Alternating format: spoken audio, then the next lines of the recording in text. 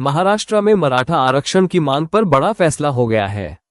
मनोज जरांगे के आंदोलन और अनशन के बाद आखिरकार फडणवीस सरकार ने उनकी मांग मान ली है और इस पूरे मुद्दे के केंद्र में है एक ऐतिहासिक दस्तावेज, हैदराबाद गजट। तो आखिर क्या है ये हैदराबाद गजट और कैसे बना मराठा आरक्षण का आधार? आइए जानते हैं पूरी कहानी। पिछले कई दिनों से मनोज जरांगे मराठा समाज के लिए आरक्षण की मांग को लेकर अनशन पर बैठे थे। उनकी मुख्य मांग थी कि सरकार हैदराबाद गजट को आधार मानकर मराठवाड़ा और पश्चिम महाराष्ट्र के मराठा समाज को कुणबी जाति का प्रमाण पत्र दे। हैदराबाद गजट वास्तव में एक राजपत्र है जिसे निजामशाही दौर में जारी किया गया था। इस गजट में साफ तौर पर खेती करने वाले मराठा समुदाय को कुणबी के रूप में दर्ज किया गया है। मतलब आजादी से पहले मराठवाड़ा और विदर्भ के कई हिस्सों में मराठों को खेती करने वाली पिछड़ी जाति कुणबी का दर्जा प्राप्त था। अब फडणवीस सरकार ने ऐलान किया है कि इस हैदराबाद गजट को कानूनी मान्यता दी जाएगी।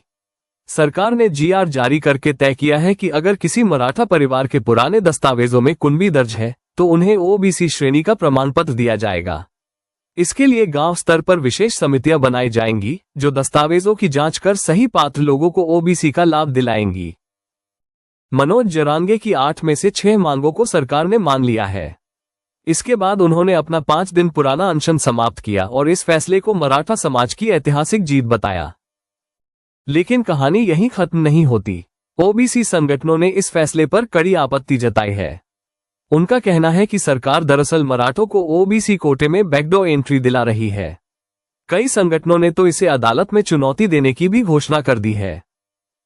यानी एक तरफ जहां मराठा समाज को लंबे संघर्ष के बाद आरक्षण का रास्ता मिल गया है, वहीं दूसरी तरफ ओबीसी समुदाय इस फैसले को अपने हक पर चोट बता रहा है। अब देखना यह होगा कि आने वाले समय में यह हैदराबाद गजट महाराष्ट्र की राजनीति और समाज में कितनी हलचल मचाता है।